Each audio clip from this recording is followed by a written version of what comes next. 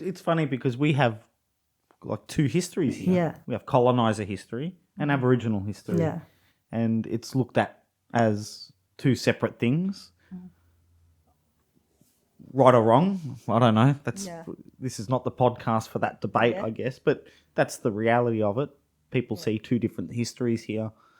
That's the way I see it anyway. Which is, it's funny because, you know, there is a rich history in Australia of art.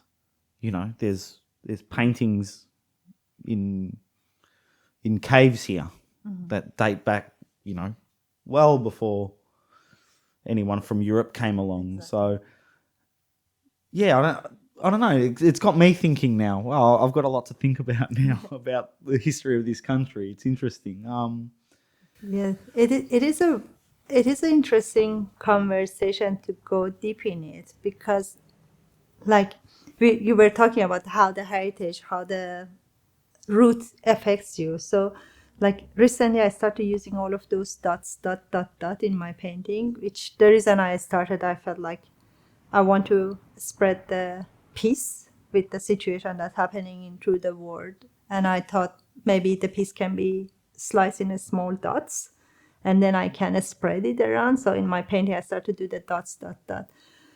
But then it just directs me back to Aboriginal painting that they use that simple dot, dot, dot to paint. So it is fascinating to go.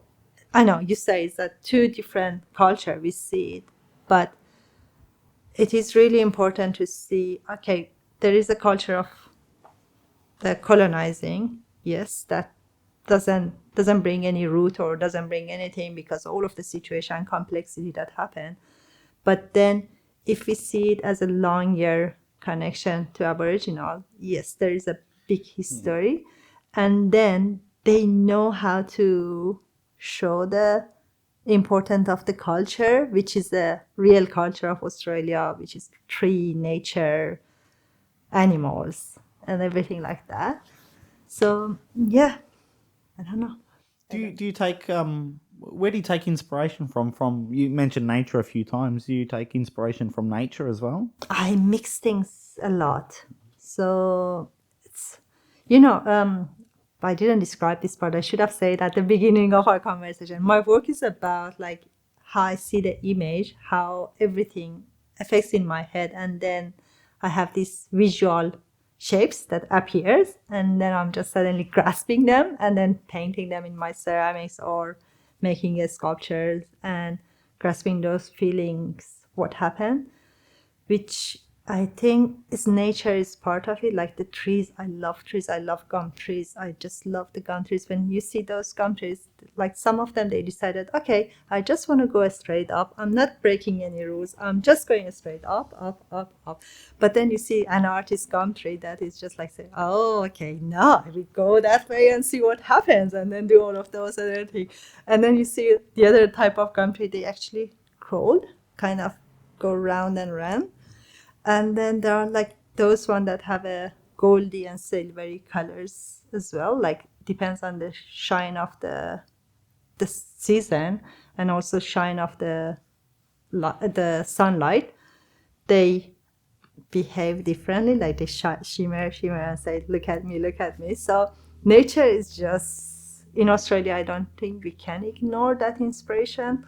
Like if I was in Iran, I wouldn't get that inspiration because it's just the sound of the birds here is different. The color of the sky is different. The tree behavior, like you see all of those weird trees around, it's just everything they do.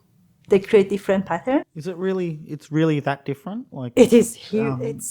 It's a big difference. It is. So what's it like in Iran? Tehran is really.